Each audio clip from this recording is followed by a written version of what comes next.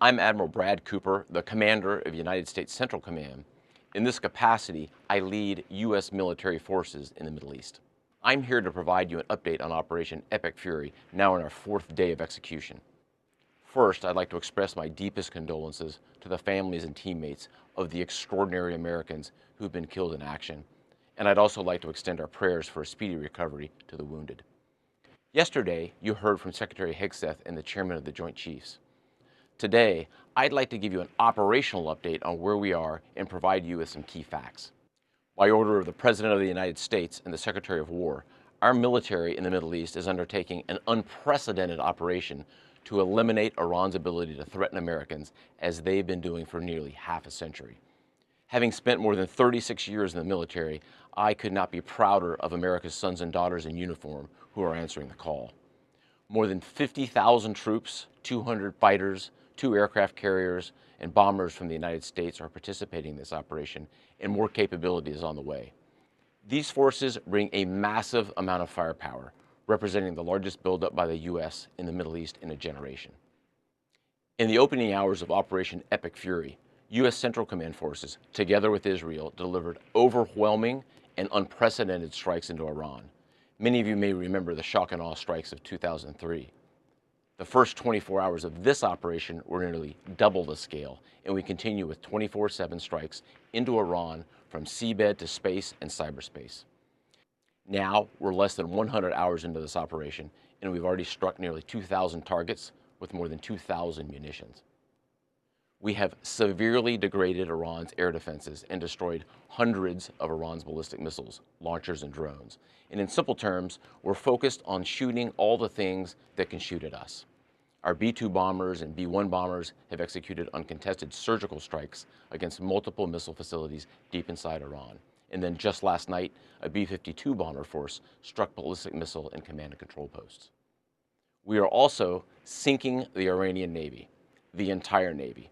Thus far, we've destroyed 17 Iranian ships, including the most operational Iranian submarine that now has a hole in its side.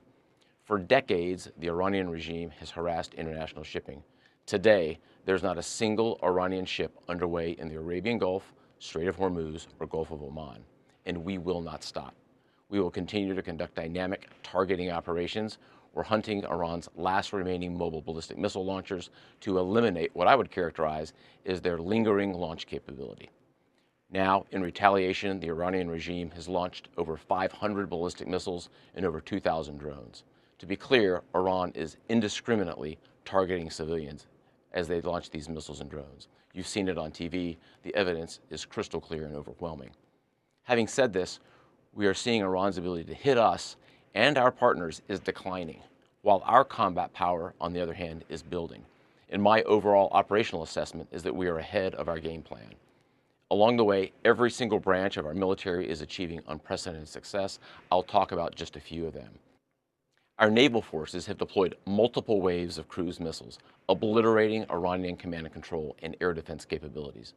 From 2 aircraft carrier strike groups, we're squeezing Iran from the sea and have them backed into their own ports. U.S. air forces are doing what they do best, executing a high volume of airstrikes right into Iran. Operationally, the 2 most powerful air forces in the world, the U.S. and Israel, are dominating the skies of the world's largest state sponsor of terror. Our U.S. Army soldiers are defending ourselves and our partners, and in a historic first, the U.S. Army fired long-range precision strike missiles called PRISMs in combat, providing an unrivaled deep strike capability. Also, for the first time, U.S. Central Command's drone task force, called Task Force Scorpion Strike, launched countless one-way attack drones, achieving massive effects. I'd like to point out these drones were originally an Iranian design. We took them back to America, made them better, and fired them right back at Iran. I just could not be prouder of our men and women in uniform, leveraging innovation to create dilemmas for the enemy. There is no adversary too determined, no mission too difficult for the great soldiers, sailors, airmen, Marines, Guardians, and Coast Guardsmen that make up the most powerful military the world has ever seen. Our military objectives are crystal clear, and our people are executing an immensely complex and historic mission with relentless lethality, conviction, and professionalism. And we've just begun. but I have the utmost confidence that we, alongside our partners, will absolutely achieve our military objectives. To all our warriors, Godspeed. Thanks so much.